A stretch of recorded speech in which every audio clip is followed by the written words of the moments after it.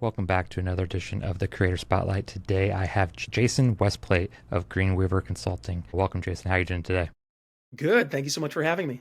Absolutely. So you've been involved in multiple successful beverage ventures. You were part of 5 Watt Coffee, Big Watt Beverage Co, Three Dads Recreation and Leisure, and others. So what initially drew you to the beverage industry, and how's that vision evolved over the years? Yeah. Initially, it was never an intentional decision or direction. Yeah. My background, along with my two original partners, we were musicians, and it really was the love of music versus the monetary compensation maybe didn't line up with the future that I had planned. And food and drink was something that I was always interested in. I grew up in Wisconsin, Midwest born and raised.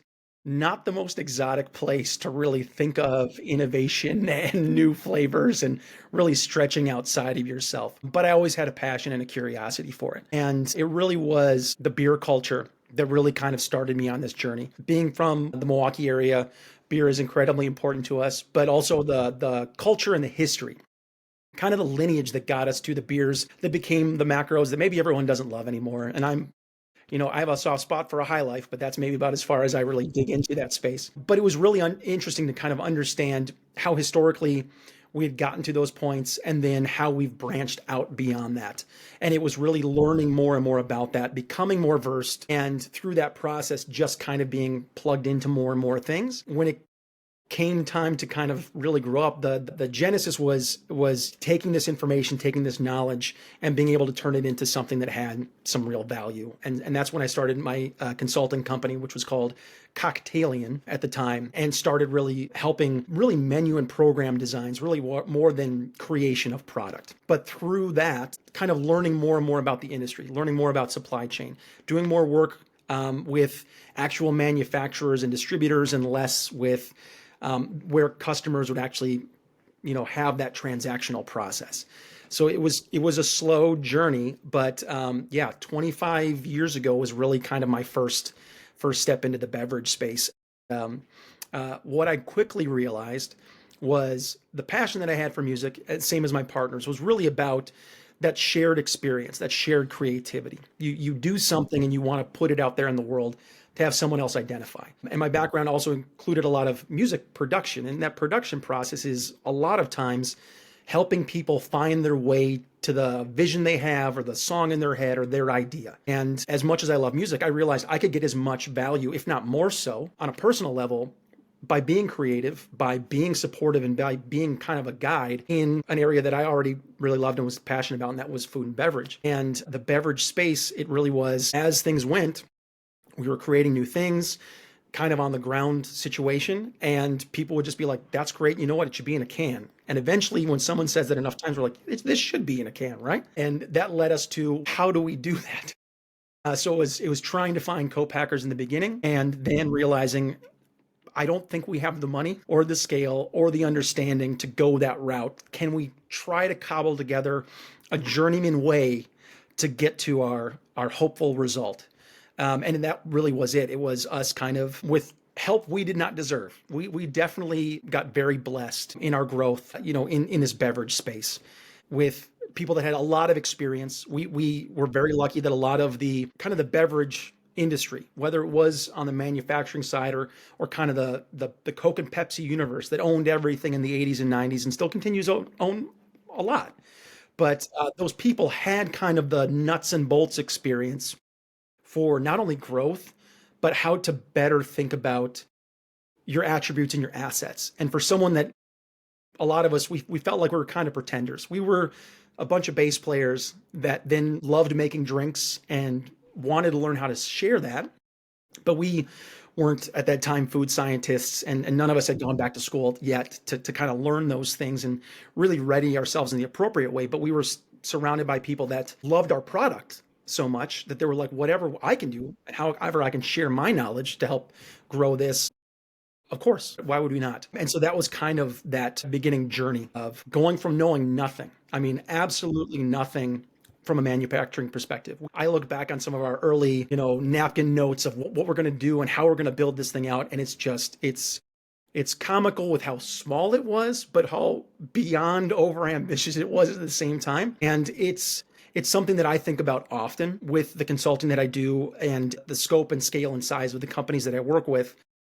There's so much of this journey, there's so much of this process that seems enigmatic and mysterious and in some situations protected. That information isn't shared. And although I understand trade secret and I understand the reason to protect IP, there's also a lot of this that's just, if you have some information, if you have someone that has gone through this journey, there's things that kind of go in CPG and now, all these alternative channels for food and beverage, that all you kind of need is someone to tell you, no, this is how it is. It is crazy.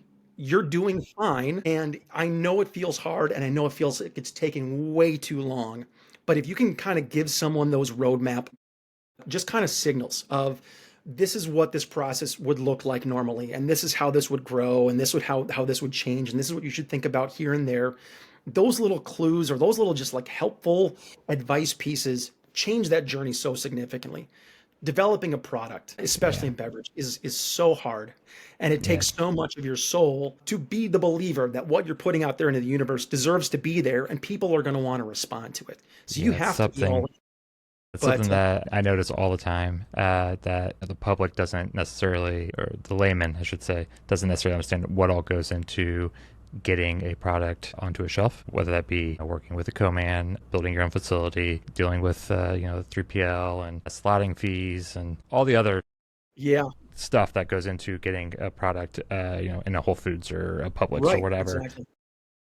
And then you hear people complain about, oh, this product's, $2.75 a can, when the liquid only costs like 15 cents. I'm like, there's a lot more that goes into why that can is $2.75 a can. Which kind of leads me to, that the next question here is that, offline we were talking a bit about your last year consulting through Greenweaver. You've helped develop a lot of the hemp and infused beverage products that are out there right now. So kind of walk us through, the process for turning, a client's vision into a successful product and maintaining their identity. Yeah, I think a big part of what I try to empathize with is that journey. Yep.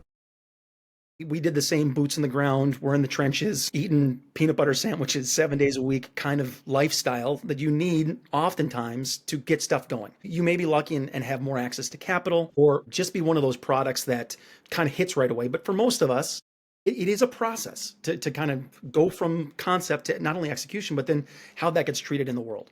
So what I really try to understand is the voice and the vision of any client that I work with, but more importantly, why they got into this space. What's their motivation behind it? And what about them is really the differentiator. Because the challenge that we get into in this space is everyone was wanting to reinvent the wheel or come out with that next thing that's going to be the destabilizer, the industry shakeup.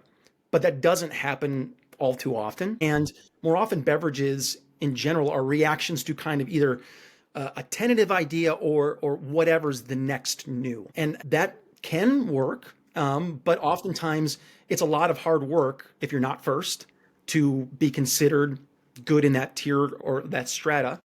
But it's also, that differentiator or that separator or that uniqueness of your product really is more important now than maybe it's ever been because of the quantity of products that are out there.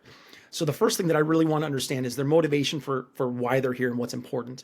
And that really, more often than not, dictates every response that I get afterwards about whether plant-based is important or organic is important, or what kind of certifications do you care about?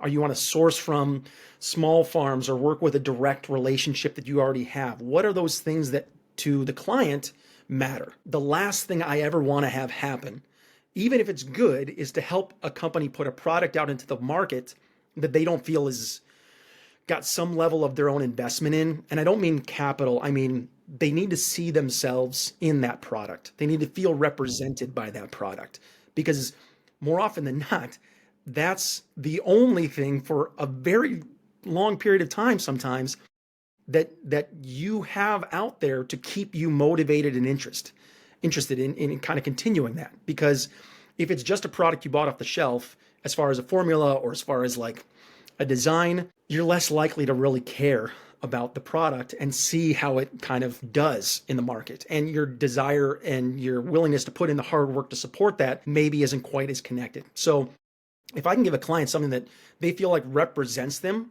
and they feel like they have beyond financial, but genuine intrinsic ownership in the creation of that product, it makes all that process that much easier. It also helps them understand the importance of the product and the drive you will need to have behind that product to move it where you want it to eventually end up in the market. Yeah. So with that, you mentioned product differentiation and really understand their identity and who they are and everything like that. So there are a lot of products out there right now, and I last week I wrote about how in 2025 one of my predictions is that the novelty of THC being in a drink is going to wear off, and a lot of brands are unfortunately going to die out because they don't have a brand. They have liquid that happens to have THC in it. So from an actionable advice standpoint, what are distributors looking for, and what can they do to differentiate and not just be liquid THC? Right. I think a very big part of what I really want to stress on brands, especially incubated brands or new brands or just growing brands, you not only need to understand who your competitors are in your local market, but you need to understand how they're operating their business as well. Who's their distributor? What are the retail environments they're ending up in? I wish the best product always won, but it doesn't happen to be the way that our market works. We get those one in a millions that are delicious and industry disruptors, and they can make those big moves and those changes. And that's fantastic, but that is beyond the exception. It is far from the rule. What I really stress is understanding what a distributor is and what their footprint looks like and how that relationship needs to work. A lot of brands kind of hear these stories from brokers or distributors or even the retailers they're trying to get into, that without that channel or without that supply chain moving things from A to B, they either won't take your product or we can't look at it. And there's reasons behind that.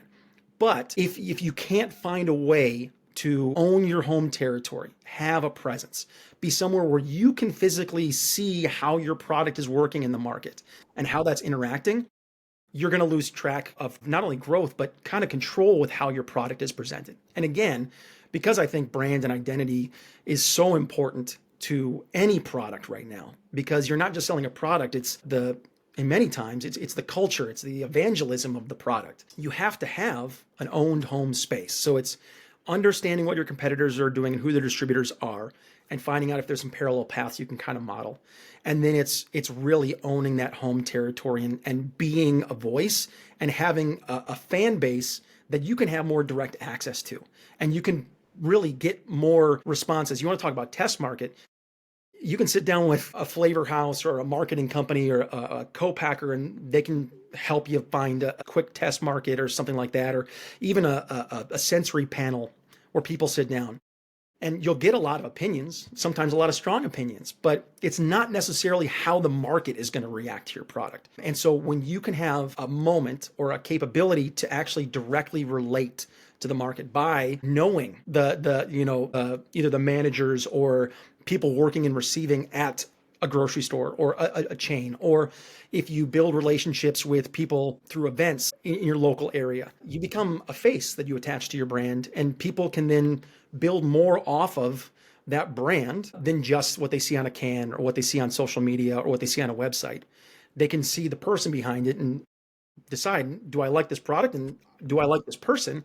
Yep. And can I, as a brand, can I convey what I really want my customers to understand about my product? Can I get them to understand why we're different or why we're better or why we care about something that maybe someone else would want to care about as well? And we can find alignment on that. Yeah, definitely the drinks, not just in THC beverages, but overall, the drinks that I continually reach for are the ones that maybe I've had a brief conversation with someone on LinkedIn or just a snippet of an interaction. And so getting to know them as a brand, or just maybe their messaging comes across very well. But I have a favorable view of you as the founder or just someone working for the company, I probably have a favorable view of you as a product as well. Sticking with kind of the trends topic here, what emerging trends are you most excited about from the beverage industry? It doesn't have to be THC specific because you have a broad background in traditional CPG as well as cannabis-infused products. So overall, what emerging trends are you most excited about? I'm really excited for this strong push for true clean labeling. Mm-hmm. We've talked about clean label for 25 years now, maybe even further back, but there's always been the conflict of what we perceive as a clean label and then the rules and regulations according to the FDA and what constitute clean labeling practices. I don't think people are confused or as in the dark as maybe they were a decade ago about the components that are going into food and beverage now, and especially things on the preservation side, on the stabilization side, on masking agents and binding agents, and all these things that do help a product reach a customer and meet the standards that are set right now. And they're really designed around health and wellness and lack of spoilage. It's not, am I putting the best things forward? It's protecting product sanctity above all else. And product sanctity is incredibly important. You have to have excellent, well-maintained product. But there are more questions being asked, better solutions being looked into, and more creativity in this kind of area that, for the most part, we were just kind of trying to find ways to not work around, but kind of genuinely do clean product manufacturing. Mm-hmm. And doing so in a way that carried more weight than just all natural. Now we're starting to see ingredients starting to be pulled off lists that have been not allowed in Europe or Asia for 10 to 50 years that America has still continued to use. As we're looking for cleaner, healthier, sensible, and just more conscientious ways of manufacturing, I think we can do as a whole a much better job of being responsible stewards of the food and beverage we're providing to people, because there's too much development and design about creating things that are incredibly craveable to the point of addiction, and the psychological or industrial psychology behind how things are designed, that it's far, far, far further from the source of the food and more about the dollars that can be raked in and continuously churned. I'm excited for, and again, it's been finally the consumers starting to stand up and saying, I don't think this is okay. And I really want to know more about what's going into my body. And I really want to know how those things have the potential to affect me, and let me make those choices with how I can incorporate that into my lifestyle. And with more brands really pushing on that, wanting to not only meet the requirements, but do it legitimately. Do it in a way that it's like, I maybe don't want to use a benzoate in something, or I don't want to use it at this ratio, or maybe there's some stabilizers or masking agents that, like, I was fine 10 years ago not knowing the ingredients in it because it was a trade secret, but I don't know if I feel comfortable anymore incorporating an ingredient in my product that I don't know everything that's in there. So I think we're going to start seeing more push, more change in beverage and food in the next, year to 5, in wanting more transparency, in wanting simplicity, in maybe making some shifts on shelf life and duration and environment and bringing back some of those things. But again, it's going to be moved by dollars. And thankfully it has started to do that process. And we're going to find more brands that are leveraging this and pushing on it and being transparent and wanting to speak to, we did this because we care about what's going into our bodies and we care about what's going into yours. And if we can really keep that, that tide moving the right direction, which it isn't right now, thankfully, I think we're setting ourselves up for a much more interesting and honestly significantly healthier universe in the CPG space for food and beverage.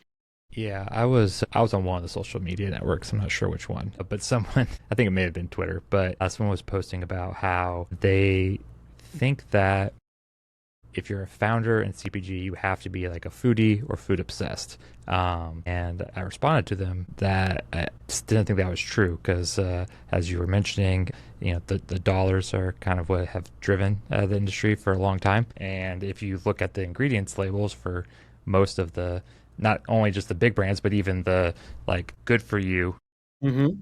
brands, there's a lot of really bad ingredients and not just the Cokes and Pepsis and Nestle's Mm-hmm. of the world, Sure. those like more mid-cap companies. So yes, I'm very excited for hopefully a more cleaner labeling process as well. Do you think you need to be food obsessed to be in the CPG I foundry? go back and forth. I think if you're talking about the beginning phase, the Hmm. growth phase, and that's something I'm running into with new clients. So again, I work from the biggest of the big, but I still focus a solid amount of energy on incubation and brand development because it's where my story started. And not that it's so much of a giving back, it's this is information that can be utilized to really accelerate a brand's development and growth. And it's just transparency. It's really nothing more than them being able to ask the questions of people in the industry that have had to go through these trials and didn't have that support. But once you kind of get beyond that phase, you have to have people in your organization that are food obsessed if you're caring about that. And if you're proclaiming that as a brand, you have to have that internally to some degree. Otherwise, what does happen is money will then dictate that path. I think there is nothing wrong with, as brands grow and develop, moving into people into the C-suite whose experience is just that, the C-suite environment, how you operate a business, how you develop a business, how you grow. Because food obsession does not necessarily lead to successful business. But I think it's the marriage of the two. It's making sure that the foundational element of the love and the respect and reverence for food and how we're putting it into our body needs to be matched up in an appropriate way with sensible business decisions and models and people that can take good ideas, genuine good for you ideas, and move them into the market in the way that the market kind of functions. It's really more about people that have played the game. They understand the ins and outs, the parts of it in distribution that make no sense, the parts of it in regulation that are hyper confusing. You brought up slotting fees, and I talk about that with new brands right away because everyone kind of gets their money together and they're like, we want to develop a product and we want to go out the door and make this, and and there's all these rules, and you start to realize, I don't think grocery stores make money selling food.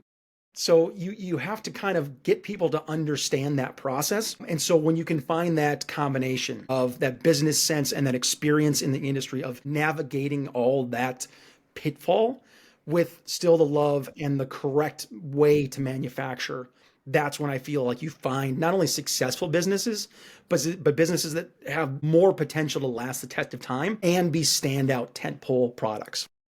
Yeah, I mean, you said it best earlier. The best product does not always win. So I yeah, wish. same. And that's where probably a lot of the food obsessed people lose out is because they're obsessed with making the product great. But I was also having this conversation with the same person on Twitter. Was the I would love to make a truly great RTD coffee. To do the things that I would want it to taste like and be as good as it would possibly be, it would probably cost like $7 a can at retail, because you don't want to put the preservatives in it and Right? flash chilling and all kinds of stuff. And no one's buying a $7 can of RTD coffee. Uh, Erewhon, maybe. Air one, maybe yes. So yeah, being food obsessed doesn't always make you a winning brand. Fortunately not, no. No. So, entrepreneurs looking to enter the beverage industry, especially in the infused cannabis products, what advice would you offer them? Yeah. I think a lot of what we talked about already is really what I talk about with any brands, especially new and developing brands. It is about the passion, it is about the love, it is about the thing you want to put out there, and it is about really deciphering what the differentiator is and how could that product be positioned in the market. But then it's really about understanding all the kind of steps and processes that go to not only launching a brand, but then how you penetrate the market and how do you grow within that space.